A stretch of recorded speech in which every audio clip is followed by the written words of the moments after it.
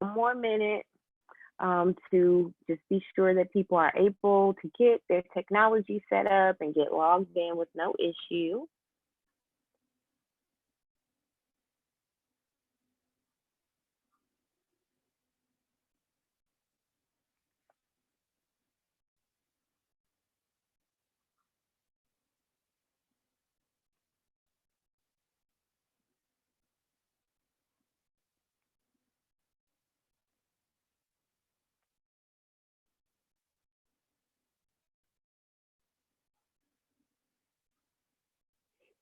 All right, so it is 6:05 and we want to be mindful of your time. So again, thank you to everyone who is here. My name is Alidra Allen, and I am a Target chairperson for Alpha Kappa Alpha Sorority Incorporated Gamma Omega chapter, Target 3 specifically, which focuses on entrepreneurship and Black Dollar 365. So we are focusing on providing resources to Black businesses during this time, this very unfamiliar and honestly just a trying time in general, because we do want to ensure that Black businesses are able to not only survive through this, but continue to thrive. So this is our way of trying to share the resources. We had a session this past weekend. We plan to do future sessions and just also have other efforts and ways that we'll be coming up with to support Black businesses. So if you do not already, please make sure you follow Alpha Kappa Alpha Sorority Incorporated Gamma Omega chapter on Instagram, on Facebook, on Twitter, and I'll share that social media information with you all at the end, because we want to be sure that you are getting this information. If you could also use the chat feature on this Zoom app, if you could type your name and share your email address if you would like for us to send you information for future programs, that is an option as well. And it just helps us to know who's here. Also a great way for us to take attendance. So please just type your name, and you can include your email if you like in the chat box so that we can have attendance. I do want to do a little housekeeping, making sure that everyone is on mute, which you all are doing a great job of that. It just helps us to be sure that everyone can hear our speaker. However, if you do have a question, please unmute and just go ahead and speak up and share your question. We want this to be a dialogue. We want to make sure that you're leaving here feeling like you learned something, feeling like you were able to get those questions answered. So that's totally invited. It's just that if you aren't speaking, we ask that you stay on mute until you are. I think that's all of the housekeeping I have. So I'm going to, let me make sure I recognize the fact that both our president, Kimberly Beck, and our Vice President, Juanita Blackman, are present.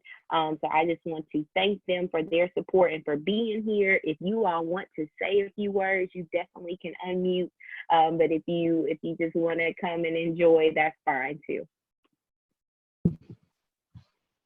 Good evening, Sarlidra, and thank you so much for hosting this so important Zoom forum.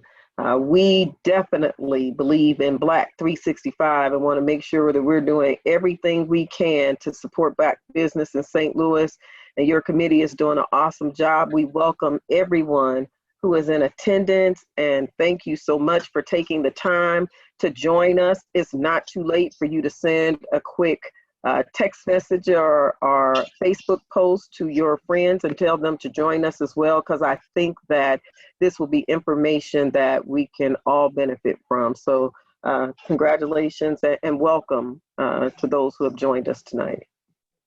Thank you so much. Yes, and that is so true. You can definitely shoot off a text or make a post. We would love that. If it's somebody who you think should be here, definitely just share that meeting ID and that password and tell them to join us. All right. Well, if we don't have anything else, I'm going to go ahead and turn it over to our presenter, Tracey Jeffries. I'll allow her to share information about herself, and I know she has a wonderful presentation. So thank you in advance, Tracey, for all that you're doing, and let's go ahead and get started. Thank you very much, Aledra, so much for allowing me to speak this evening regarding the crisis management planning for small businesses. My name is Tracey Jeffries. My company is Capital Consulting Services. I am the CEO. I've been going in business for maybe about, I'll say 2006 is when I started. I want to say 2008, the light bulb came on my head. And so a little over 10 years, not quite 15 years, maybe over 15 years, something like that. I operate in the state of Missouri and Illinois and Kentucky, and currently in the state of Maryland due to COVID. So my area is focused mostly on urban and community and economic planning, strategic planning. Our company was the strategic planner for the Ferguson Commission report that came out with the 101 calls to actions to St. Louis during the Mike Brown scenario. Before then, I was an SBA counselor for 8 years, and I was recognized by the SBA for a Small Business Champion of the Year of mentoring women in small business.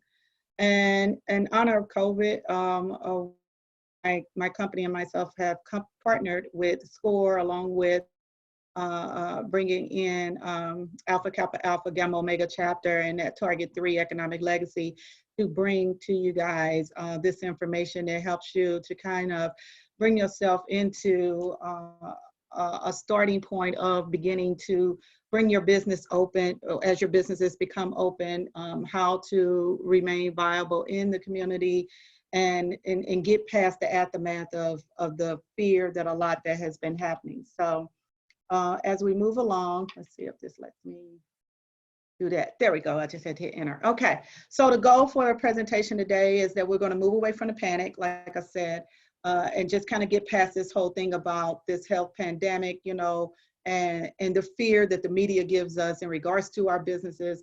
I'm sure, like me and everyone, a lot of other people, you're thinking, what are you going to do next in regards to that? And it's hard for you to really plan out in the future. You're just pretty much going by day if you're a business owner, because things are changing so much in regards to COVID.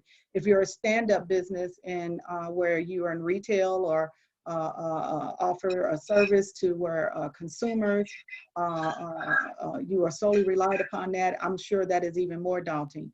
So moving away from the panic, creating a plan or getting the idea to have a plan during COVID-19. I like to tell everyone that this is not the time to really kind of lay in your woes. This is actually the time to kind of think about what can happen for you in the future. And if it was some things that you weren't happy with before you started, this would be a good time for you to actually kind of focus on fixing that. And then implementing an action plan during and after the pandemic. So first thing we all talk about, big thing is money. You know, businesses have been shut down for, you know, going on, you know, 2-3 months now. Although we're going to slowly open up the economy, we all know the fear that COVID has put inside of most consumers. You're not going to get a mass rush of people coming into your retail space or coming to your services, coming to get their hair done. So how do you're going to need funds to kind of help you stay afloat till people get out of their comfort zone of living with this pandemic. And we don't know, you know, what that's going to look like in the future, whether a virus, they have a actual vaccine for it or not. So how much should I apply for? What is needed for me to obtain capital? You know, and that's one of the things I'm going to show you tonight. And where do I find the capital that I need? So I want to hone us in on the what is needed for me to obtain capital, because you have all these applications out here. You're going out here, you're providing all your information. You know, and I'm getting clients telling me they're submitting their taxes, their W-2s, their employee this, their employee that, and they're asking for, you know, dollar amounts that they're not even sure that is enough or is too much. So there's a fair calculator. It's sponsored. There's so many things out here now that are companies are sponsoring just to help you kind of get along. And this calculator is free. And I'm going to take you to it just for a minute. And it's for retailers. But if you look here, it allows you to calculate the before and after impact of COVID-19. And what I like about this calculator is it tells you before COVID-19, it allows you to calculate that. How much cash did you have on hand? What was the average monthly revenue? And what was your average cost, like rent and salaries and utilities? And then it allows you to calculate that. Then it goes what happens during the impact of COVID-19 and your finances. How much cash you have on hand, your monthly revenue, and your costs. And then it allows you to calculate those and generates a new projection to you on the right side on what your business could be in need of as far as a cash run. So you can be more precise because you want to be precise in regards to what you're needing. You don't, I mean, always extra money is great, but 9 times out of 10, we never get more than what we need. We always get less than what we need. So you kind of want to be pretty accurate when you're out here making decisions about how much money that you're needing. So once you get past that, let me see if I can get out of here.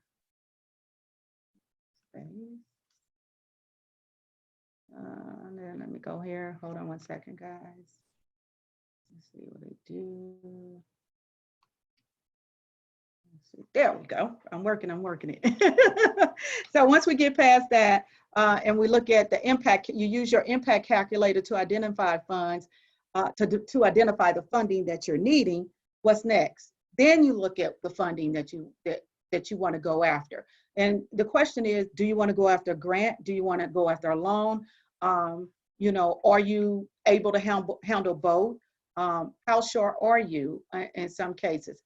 I recommend to companies, if you have not been deeply impacted, and what I mean by deeply impacted is the fact that you were not in a situation to fire your employees, and you were not in a situation where you really had to close your doors, but you were still kind of operating as an essential business some kind of way, I would say go after a grant. Don't go after a loan, because most of the loans are relative to the fact that you have payroll issues. So going after the grant would just replenish the money that had the revenue that had not been coming in for you to meet your payroll.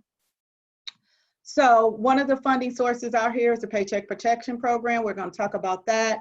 We're going to talk about 2 or 3 SBA lending. Then we're going to look at some of the other fundings that are out here in regards to how to keep your business out in front of the lines and getting a presence on social media and things of that magnitude while people are at the stay-at-home risk. So the Paycheck Protection Program, we all know that money ran out at first and went out pretty quick. It rolled back out on Friday. It is not as intimidating as it seems, but it can be intimidating because none of us have never been through this before. So I'm just going to go through some of the eligibility requirements. I'm going to show you the form of what it looks like, and you'll have that link available as well. You can go directly to it, and you can kind of have a walkthrough of what the expectations is for the Paycheck Protection Program. So you must have been in business by February 15, 2020. It can be a small business, a nonprofit, a veteran organization, or a tribal business, and have less than 500 employees. Sole proprietors, independent contractors are eligible. Also, businesses, certain franchise owners, depending on the industry, are eligible. They didn't reveal which ones, but there are some franchises that are available. Independent contractors and self-employed are available, because there's a difference between sole proprietors and self-employed. Loan purpose provide funds for 8 weeks of paying compensation, such as wages and benefits and payroll taxes. The maximum payment for any person is capped at $100,000, and it also is payable for rent, utilities, and interest only on business mortgages and other debt credit incurred obligations before prior to 2/15/2020. You can apply if you need a lender. You can go to sba.gov and they'll give you a list of lenders for the Paycheck Protection Program, because this is a SBA certified institution, is the one who will be the loan originators for that application process. Standard term of all loans is 250 average monthly compensation. So that's a very large average monthly compensation. That's mean they're pretty much paying up all of it and over and above. And from prior year, most recent 2 months with a cap of 10 million. So the cap is 10 million is the most that a company can get. If you're obligated to pay back the loan, it's a 1% interest rate. It's a 2-year term initially for amounts not forgiven, and may be extended for 10 years at a maximum of 4% annual interest. You can defer the payment up to 6 months. You don't need no collateral. There's no personal guarantee. There's no credit check, no loans or fees or costs to the borrower. The loan forgiveness requirements, and I actually had a bank tell me that they had someone, a local business, come in, they get a loan, and they received a loan for $153,000. Out of the $153,000, $150,000 was forgivable. So that's not bad. Employer must retain or rehire employees by 6/30/2020, and all employees as of 2/15 maintain a wage rate and hours through 6/30 to get 100% forgiveness. 75% of the forgiveness must be for compensation. Submit forgiveness requests to lender servicing. The loan documentation is needed, showing payroll costs, your mortgage and your rent and your utilities, or mortgage or rent and utilities. Borrower will have to certify the documentations, meaning you have to have it notarized, which normally a bank will do that there at their institution. The lender has 60 days to decide and act on forgiveness requests from the date sent, and no more than 25% of the loan forgiveness can be used for non-payroll costs. Required document for completing this loan is called the SBA Form 2483, and you will submit that to a lender with your payroll tax returns, a lease agreement if you have one, utility bills, and any loan agreements you may have. And I'm going to try this again, and let's see if this takes you to the application, so you can kind of have a look at it. So it's 4 pages.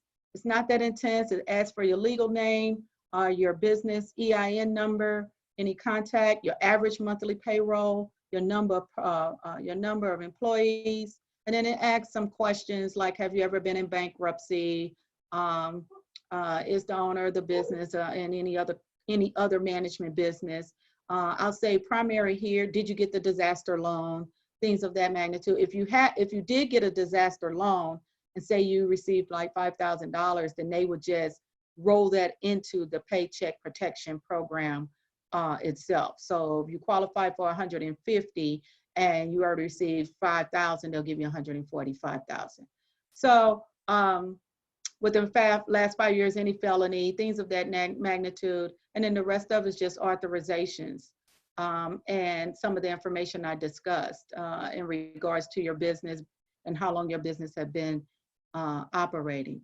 And so let's see if I can get back in that and X out and go into.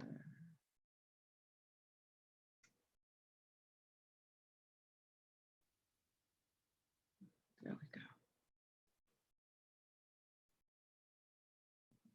All right.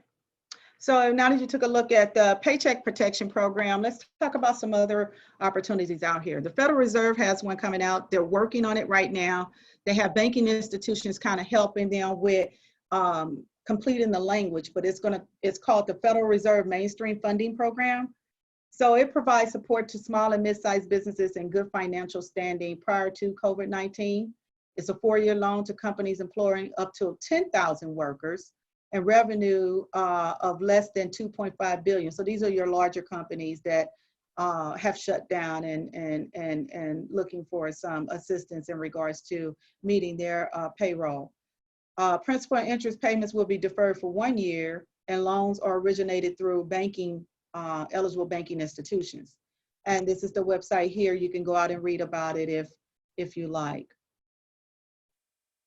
Then there's a small business debt relief program. Now, I wouldn't say go out and buy a building. If you're thinking about buying a building right now, I don't know if that would be a good idea.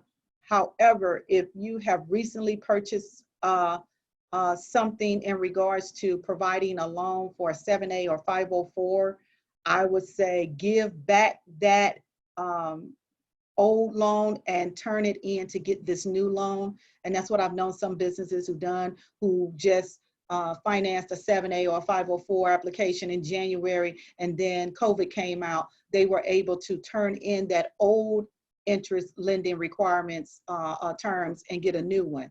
So this is called the Debt Relief Program. It's a micro lending 504 and 7A.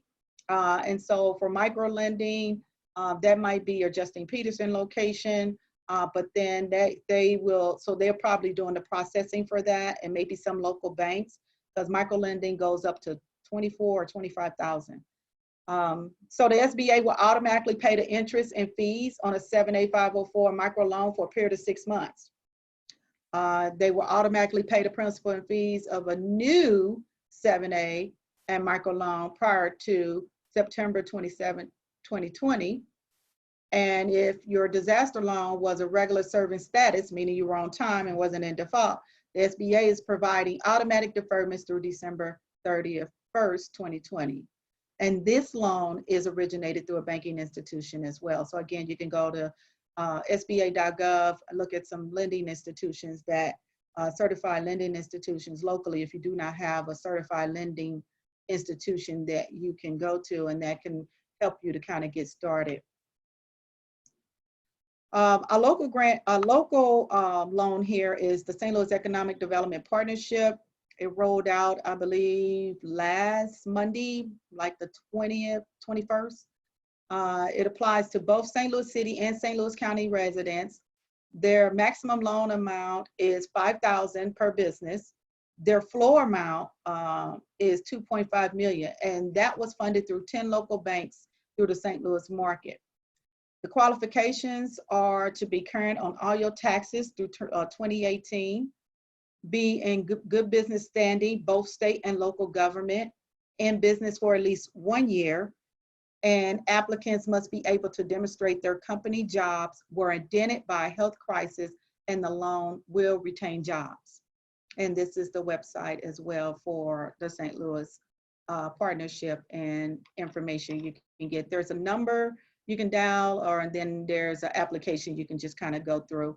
And maybe you want to call first to kind of get some ideas. I tell people now, you just don't want to jump into something, get as much information as you can, so you can know that you're making the right decision about the approach of you getting funding for your business.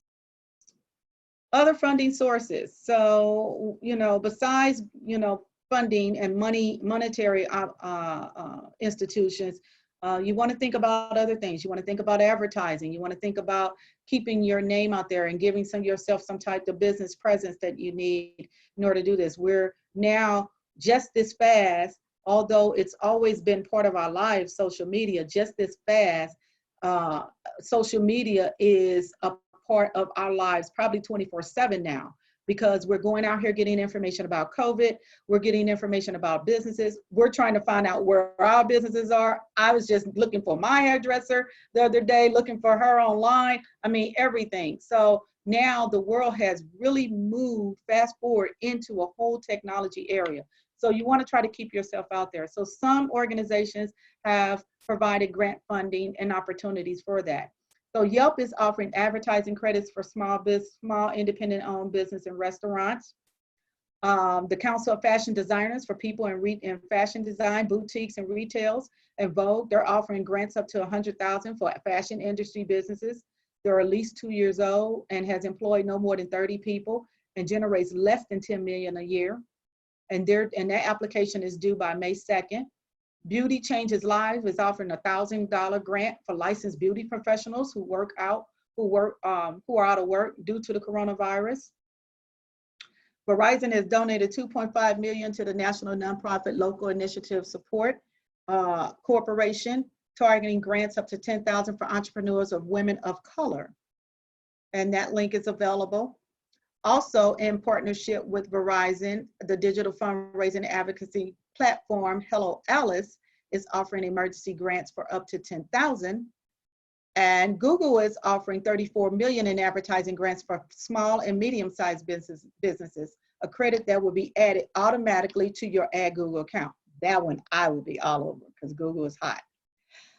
Determine what, so we're going to talk about, I didn't mean to go too fast and hit my fingers are moving faster than I'm talking, or I'm talking too fast and my fingers are moving too slow. I don't know, one of the two. But anyway, so that's it for your funding information that I have. And if anyone wants a copy of this, feel free. I'll be more than happy to send this presentation out or provide you with a listing of the links that we just talked about, so you can kind of, you know, share them with others, or, you know, connect yourself into some opportunity. But get, you know, I tell everyone, you know, do your homework, find out how much money you need, and, you know, apply for something.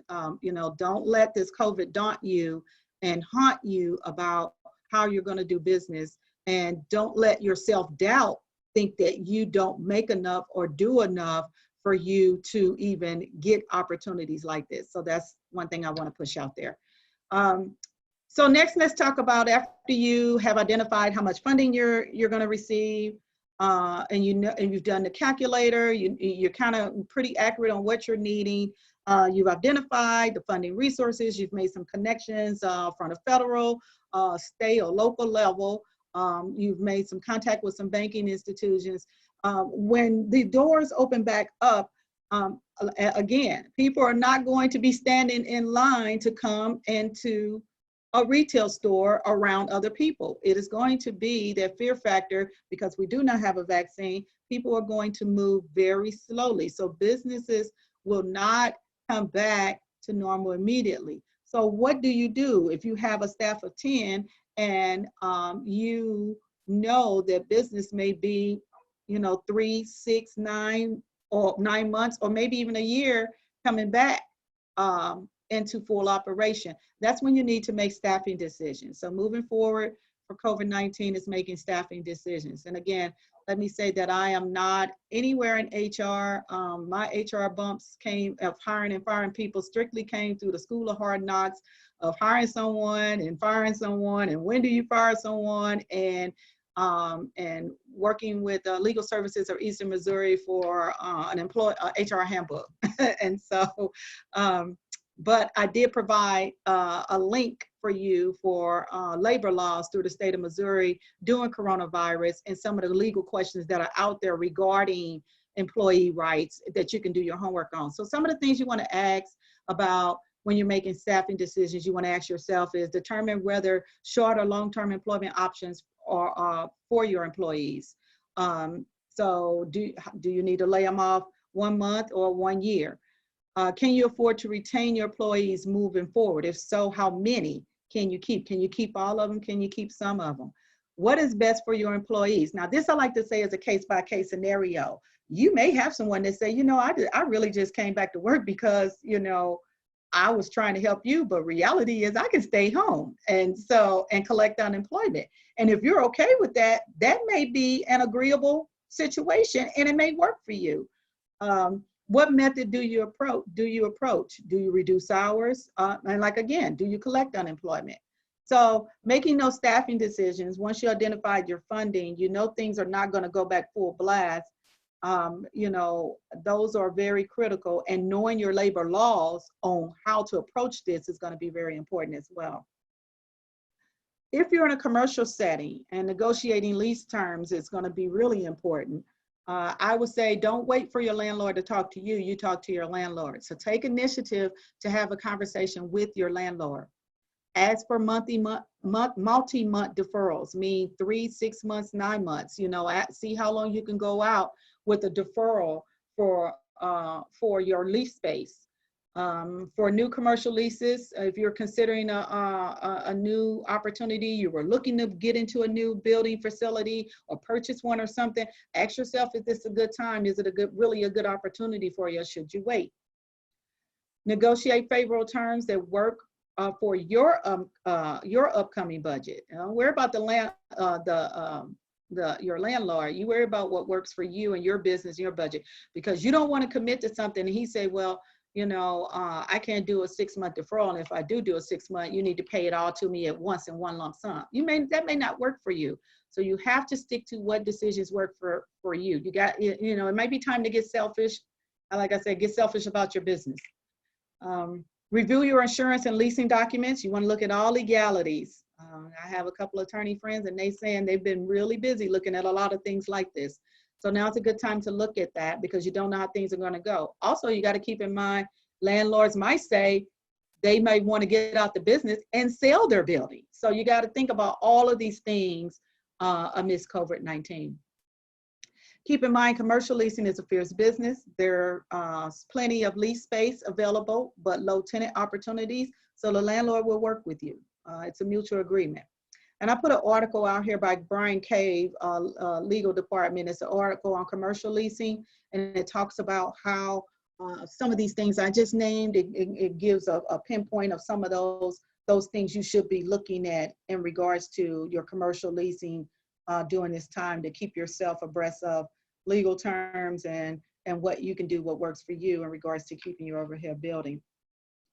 Other than that, take tips to prepare market change. This is COVID-19. It has changed the market. It is going to change. Whether you're ready or not, your business has changed, whether you like it or not. And you're going to have to take the bull by the horns, and you're going to have to lasso out here and make your business work.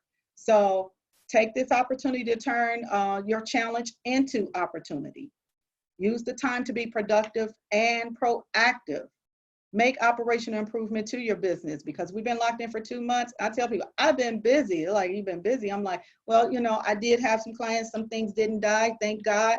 But also I took the opportunity to change some faces of some things that I had been wanting to change that I couldn't change because I was too busy wearing other hats. And so be proactive and make some operational improvements to your business. Create or update your operations manual. And by all means, if you have an HR handbook or you do not have one, I will say get one if you have employees.